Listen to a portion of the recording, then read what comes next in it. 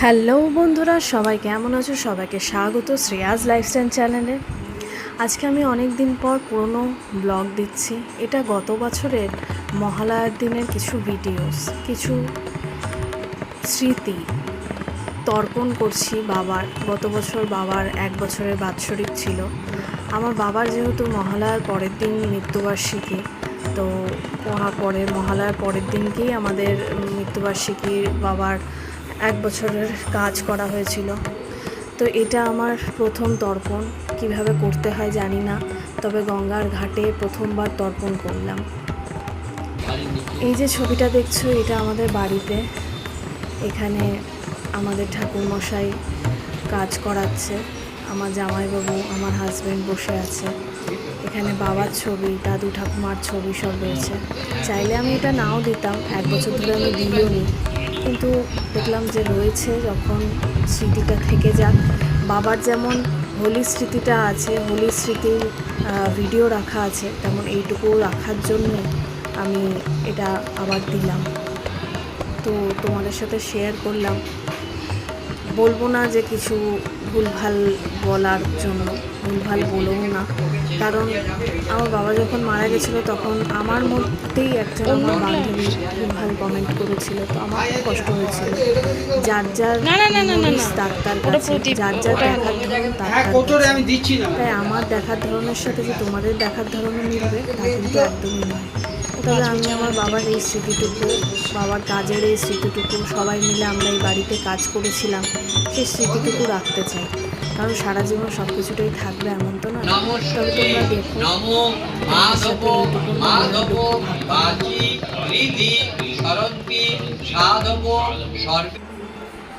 আমার বাবার মুখটা বড়ই মিষ্টি।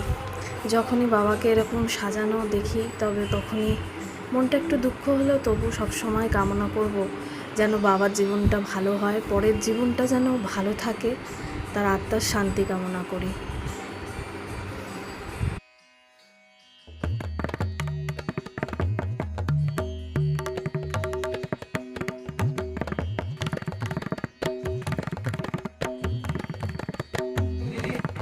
আসলে কি জানো তো, জীবনের বড়ই অনিশ্চয়তা।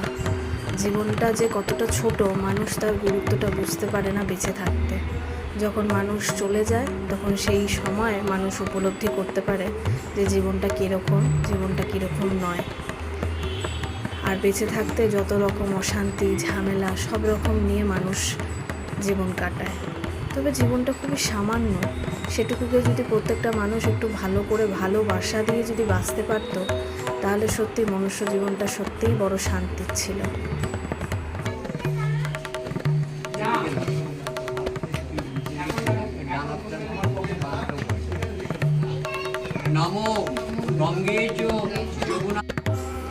এখানে দিদি আর আমি একসাথে বাবার কাজ করছি। দিদি বড়, দিদি প্রথম রয়েছে, আমি দিদিকে ছুঁয়ে আছি।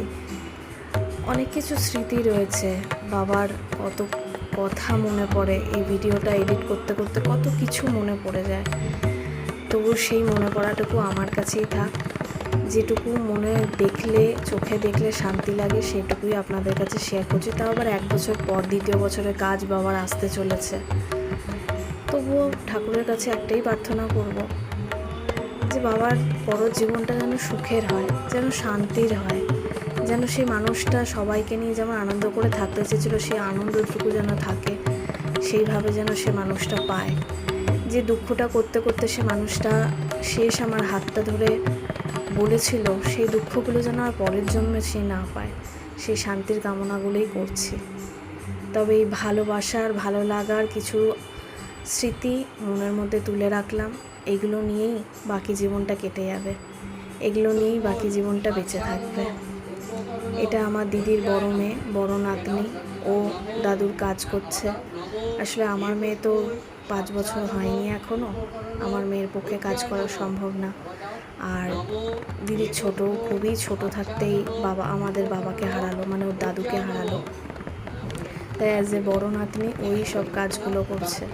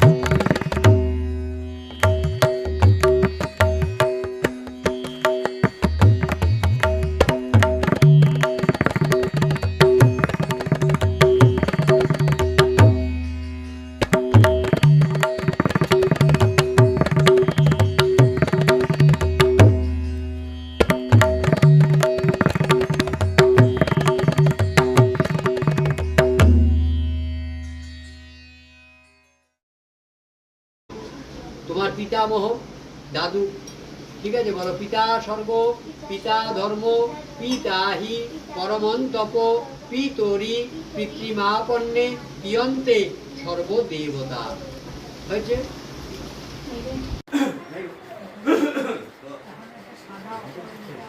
দুটো আছে, দুটো যেমন আজকে আমার বাড়িতেও ফুটেছে দুটো, বহুদিন পর, মানে রাস্তা হওয়ার পর দুটো হয়েছিল।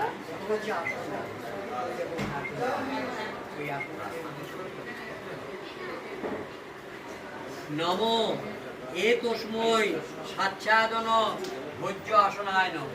নম এ তস্মৈ সাচ্ছাদন ভোজ্য আসনায় নম। নম এ তস্মৈ সাচ্ছাদন আসন কমলাসনায় নম। ফুল দাও। এতে গন্ধে পুষ্পে সাচ্ছাদন ভোজ্য আসনায় নম। একটি পুনঃ এতে গন্ধে পুষ্পে এতে গন্ধে পুষ্পে আচ্ছাদন ভোজ্য আসনায় নমঃ। এতে গন্ধে পুষ্পে এতৎ অধিপতয়ে দেবায় শ্রী বিষ্ণবে নমঃ। এতে গন্ধে পুষ্পে এতৎ সম্প্রদানায় কুশময় ব্রাহ্মণায় নমঃ।